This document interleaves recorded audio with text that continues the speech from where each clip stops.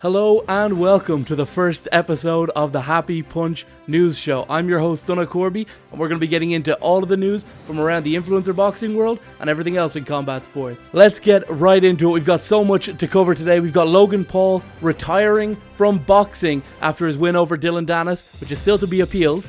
We've also got iShowSpeed looking to make his way into the boxing world. And how about this? Mams Taylor has released the latest on KSI's appeal against Tommy Fury.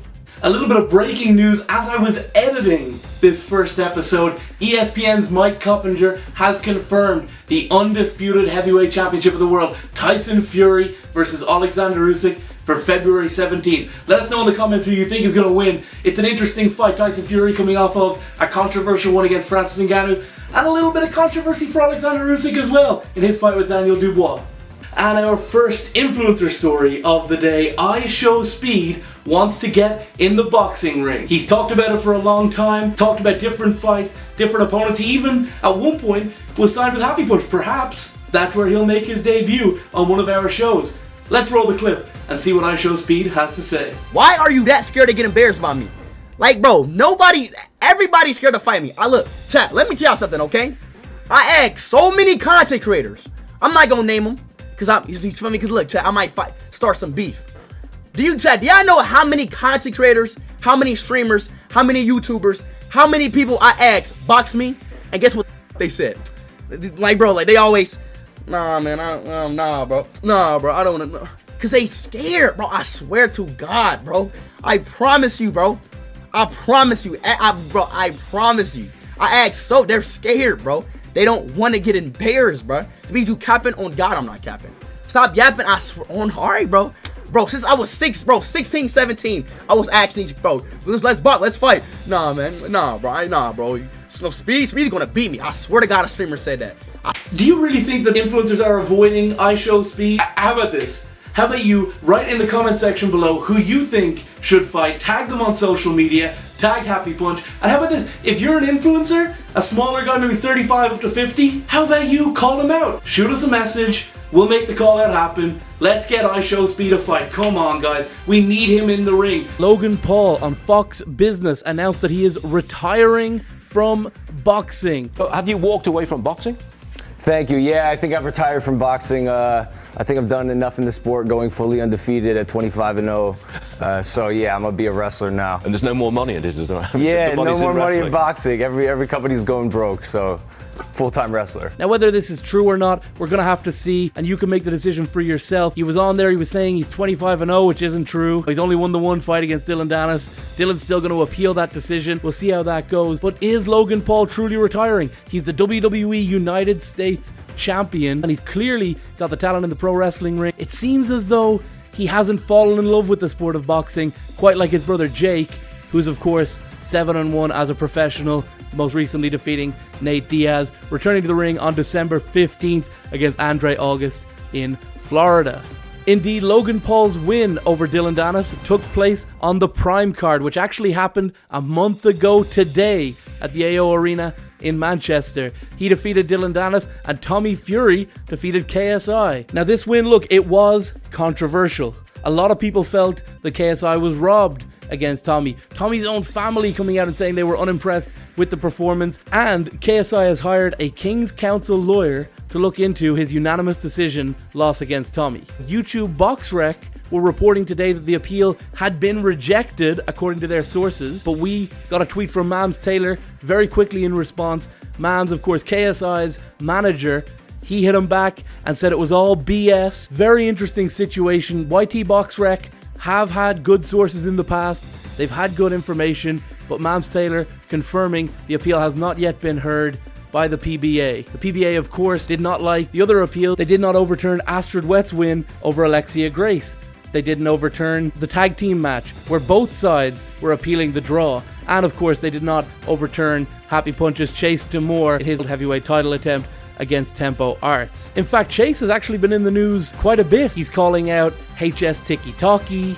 He's calling out Roman Fury. Roman Fury even seems like he has interest in fighting Chase. 100%. 100%. He can have it whenever he wants. I'd fight Chase tomorrow. I think he's absolutely pathetically useless, and I don't want to sound mean, but I'm just being honest with you. I'd fight him any day without training. So Chase tomorrow, find your bollocks, mate, and let's get it on. But it'd be a very bad decision on your behalf if you was to take the fight on me. Chase also seems very interested in HS Tiki-Taki, as is Mams Taylor. He was being interviewed by Fred Beck, and he said that he's interested in having HS Tiki-Taki compete, although no fight is decided as yet. But let's see what happens. I'd love to have him on a card. I think he's got raw power. He's got the gift of the gab. Might have to tone down a couple of things he says here and there a little bit. But on the whole, I think he's got superstar potential. We all saw his street fight with Zerka, so it'll be interesting to see if he does make his debut. He's talked about fighting at the start of next year, perhaps a January UK card. He hasn't mentioned Misfits specifically, but they are the main promoter in influencer boxing, and they have been talking about a pay-per-view event. In that same interview with Fred, he talked about a lot of stuff, and one thing he discussed was their need for pay-per-view stars. One of those fights that could be big on pay-per-view, Ethan Bazinga Payne versus Joe Weller. Weller, of course, started this whole thing against Theo Baker. He obviously had his fight with KSI, which didn't go his way. He's flirted with the sport back and forth over the last couple of years. He's considered it, but I think now he seems really interested in a legitimate comeback. He had a great call-out video where he was The Undertaker. He was doing his pro wrestling moves, and Ethan Payne, the tremendous fitness story. He was actually going to fight on the undercard of KSI versus Logan Paul first time around, and he was going to fight Nick Crompton, who also went on a weight loss journey, and these two guys are massive stars in the UK. You're talking about the Sidemen, one of the biggest groups in UK history, and Joe Weller, that he started the whole scene. Mams Taylor has said that could be a pay-per-view fight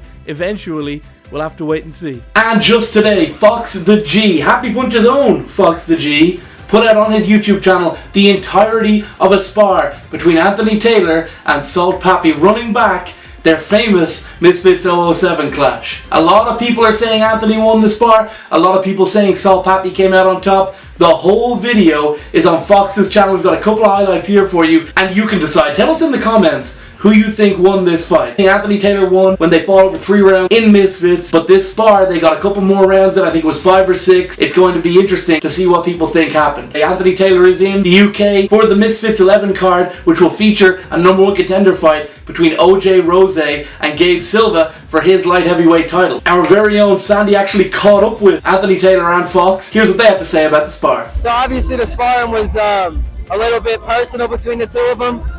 They don't dislike each other or anything like that, but it was very back and forth. It was very competitive.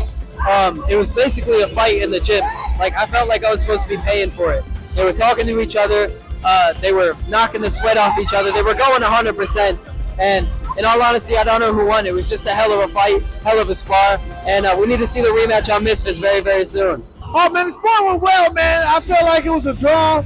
We both was, giving each other good shots. And at the end of the day, man, sparring is not it doesn't count as an official fight.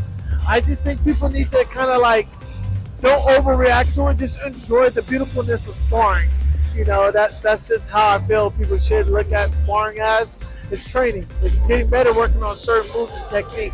But don't take it serious, guys. Have fun. Let us know your thoughts in the comments down below if you think Anthony won or if Salt Pappy got the better of the rematch, and if you think maybe they should do it once more in Misfits. Salt Pappy needs to get his win back after 2 losses, while Anthony Taylor, he's on a winning streak at the moment. King Kenny and Pappy, he's the light heavyweight champion. His next fight is already lined up, but there's a lot going on for Anthony Taylor. Speaking of Anthony Taylor, his teammate Jake Paul, a lot of news about him today. His coach Danny Smith was on the Full Disclosure podcast talking about his fight with Tommy Fury back in February. A lot of people have been talking about Jake potentially making excuses for losing that split decision where he dropped Tommy in the final round. Danny Smith talking about how he needed an EKG heart check before the fight. He's talked about all sorts of different issues that he had going into the fight. His worst camp ever, Danny says. Was there a point where you guys maybe thought about, should we advise him to pull this fight, given everything that's going on? Yes. When we had to have an EKG because he was having some issues breathing, and this was like 3 weeks before the fight, he went to see a doctor, and he and his dad, and we all talked. It's like, hey, man, he don't need to be fighting. We don't know what's going on with his heart, with the COVID. We don't know what will happen in the ring, if he'll get tired, We just don't know. And his dad was in agreement. And when he had the EKG and all the other situations, they said it was okay and he was clear. We made weight by sitting in the steam room 2 times a day. We didn't even run.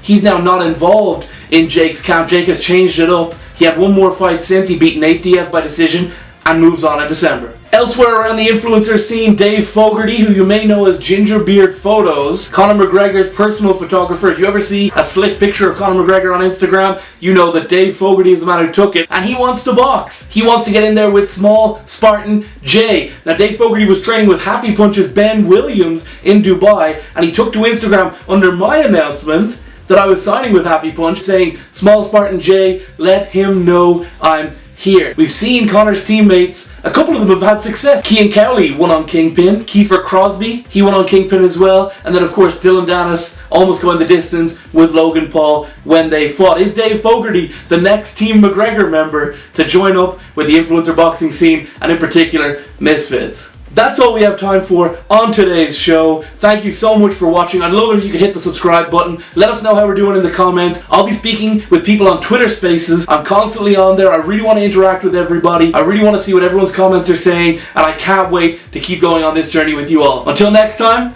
see you later.